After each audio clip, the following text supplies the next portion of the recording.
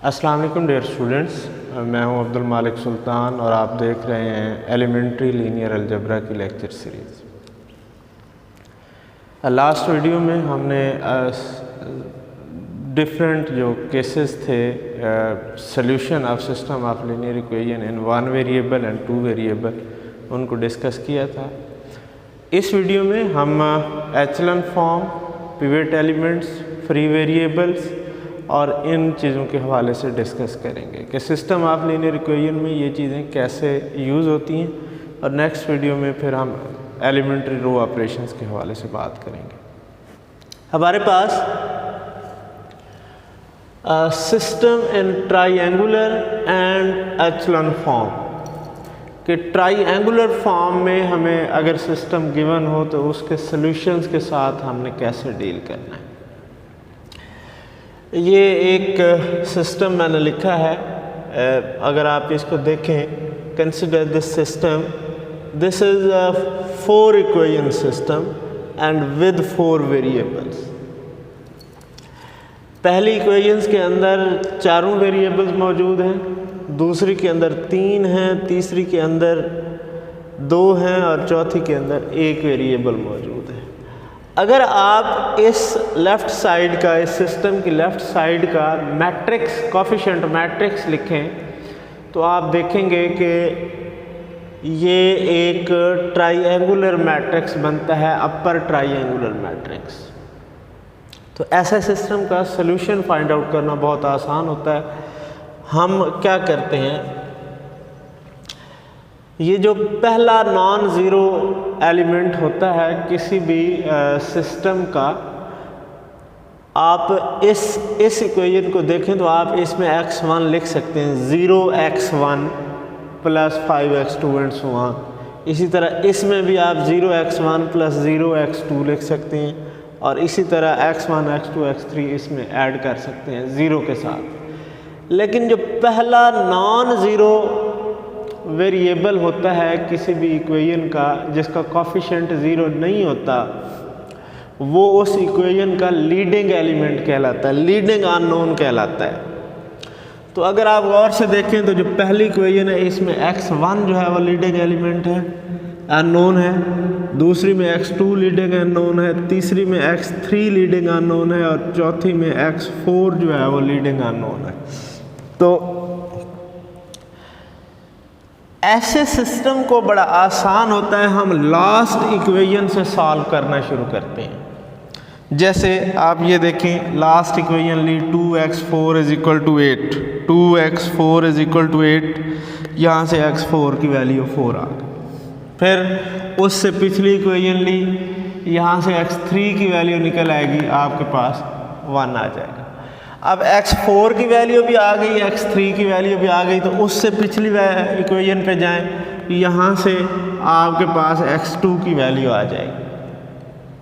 उसके बाद पहली इक्वेशन पे आ जाएंगे तो x1 की वैल्यू यहाँ से आपके पास, ये जो है वो सॉल्यूशन ऑफ दिस सिस्टम जो है वो आपके पास बन गया जी 3 -2 एंड देन 1 एंड देन 4। ये इस सिस्टम का सॉल्यूशन बन गया। तो जो ट्राइएंगुलर फॉर्म में आपके पास सिस्टम होगा उसको बहुत आसान होता है, लीडिंग एलिमेंट्स हम देखते हैं और ये देखते हैं कि सबसे कम अननोन किस इक्वेशन के अंदर है, उसको सबसे पहले सॉल्व करते हैं, फिर उससे बैकवर्ड या फॉरवर्ड। ये हमारे पास अपर ट्राइएंगुलर सिस्टम बन रहा है। अगर लोअर ट्राइएंगुलर बन रहा होता तो फिर पहली इक्वेशन को सबसे पहले हल करते, दूसरी को बाद में एंड सो ऑन। ठीक है, लेकिन यूजुअली हमारे पास यही अपर ट्राइएंगुलर सिस्टम ही बनेगा, डायगोनल से नीचे वाले एलिमेंट जो हैं वो 0 बनेंगे। अब ये तो केस था कि अगर number of unknowns are equal to the number of equations. अब ज़रा हम मोर जनरलाइज कर लेते हैं कि अगर इक्वेशंस ज़्यादा कम हों, अननोन ज़्यादा हों, तो फिर हम क्या करें जी। इसमें एक तो और डेफिनेशंस आ जाएंगी, echelon form, pivot and free variable आ जाएंगे आपके पास। ज़रा इस सिस्टम को देखें, अगर आप ये सिस्टम, ये 5 अननोन्स में 5 वेरिएबल में एक सिस्टम है, but equations are 3, only 3 equations हैं हमारे पास। तो इस सिस्टम को ज़रा देखते हैं जी। जो पहली इक्वेशन है, इसमें हमारा जो लीडिंग अननोन है वो x1 है। दूसरी इक्वेशन में लीडिंग अननोन जो है वो x3 है। तीसरी इक्वेशन में लीडिंग अननोन जो है वो x4 है। तो इसमें जितने लीडिंग अननोन हैं, अब कौन कौन से हैं, x1, x3 और x4, ये हमारे पिवट एलिमेंट्स कहलाते हैं। इनको हम क्या कहते हैं, पिवट एलिमेंट्स। और बाकी जो बच गए हैं, जो लीडिंग नहीं बने, कौन कौन से बने, एक x2 बना है और एक x5 बना है, ये हमारे पास फ्री वेरिएबल कहलाते हैं। ठीक है जी। अब इस केस के अंदर हमारे पास उस तरह से यूनिक सॉल्यूशन नहीं आता।